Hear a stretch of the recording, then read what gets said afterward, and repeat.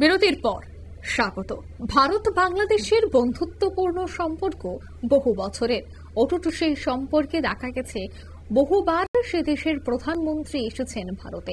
ভারতের প্রধানমন্ত্রীও অনেক বিষয়ে আলোচনা করে থাকেন বাংলাদেশের প্রধানমন্ত্রীর সাথে। সৌহার্দ্যপূর্ণ এই সম্পর্কে বিভিন্ন জিনিস উপহারও আসে, ওপার থেকে এপার এবং এপার থেকে ওপারও।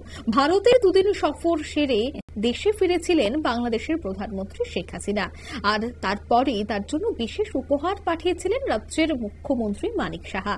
জানা গেছে ব্রাহ্মণবাড়িয়া আখাউড়া সীমান্ত দিয়ে সেই উপহার পৌঁছেছে বাংলাদেশে, যেখানে রাজ্যের রানী বা ফলের রানী বলা হয় আনারস। সেই আনারস পাঠানো হয়েছিল হাসিনার উদ্দেশ্যে, বাংলাদেশের প্রধানমন্ত্রীর উদ্দেশ্যে। এবার বাংলাদেশ থেকে সুস্বাদু আম এসে পৌঁছালো রাজ্যে।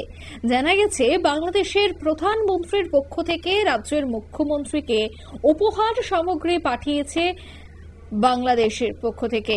আখাউড়া চেকপোস্ট আগরতলা আইসিপি দিয়ে প্রেরণ করা হয় সে সমস্ত জিনিস। এর মধ্যে ছিল বাংলাদেশের সুস্বাদু আম, মিষ্টি এবং ইলিশ মাছ। উপস্থিত ছিলেন বাংলাদেশের সহকারী হাইকমিশনের প্রধান সচিব রেজাউল হক চৌধুরী। কি বলছেন সংশ্লিষ্টরা আজকের এই উপহারকে কেন্দ্র করে শোনাবো। ধন্যবাদ। আজকে একটি খুশির দিন। আমরা বাংলাদেশের মাননীয় প্রধানমন্ত্রী জননেত্রী শেখ হাসিনার প্রতি বিশেষ দিনে ত্রিপুরাবাসীর জন্য এবং মুখ্যমন্ত্রীর জন্য আপনার বাংলাদেশের বিখ্যাত হাড়িভাঙা এবং বাংলাদেশের জাতীয় মাছ ইলিশ এবং আরেকটি মিষ্টি যেটা খুব বিখ্যাত রসগোল্লা, এটা পাঠানো হয়েছে।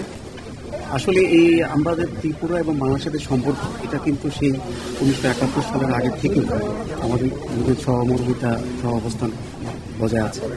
এটার মাধ্যমে ত্রিপুরা বাংলাদেশের সাথে ভারতের যে গভীর সম্পর্ক সেটা আরো স্মরণ করছি। এই আজকের এই দিনে স্মরণ করছি যে ভারতের সাথে ত্রিপুরার সাথে বাংলাদেশের যে একটা হৃদ্রতা এবং আত্মার সম্পর্ক এটা আরো দৃঢ় হবে এবং ভবিষ্যতে আমরা দুই প্রতিবেশী রাজ্য দেশ যেটাই বলি আরো এগিয়ে যাব এবং উন্নতির পথে চলমান যাচ্ছি।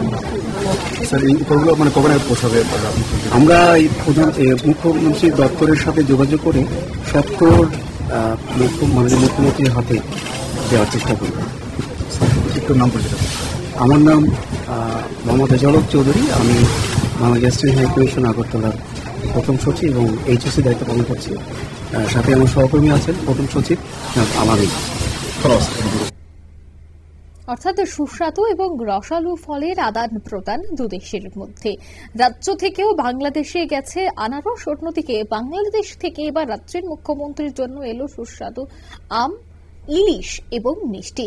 এই শুভেচ্ছা উপহারের মাধ্যমে শুধু ত্রিপুরার সঙ্গেই নয়, সামগ্রিকভাবে ভারত এবং বাংলাদেশের মধুর সম্পর্ক আরো সুদৃঢ় হবে।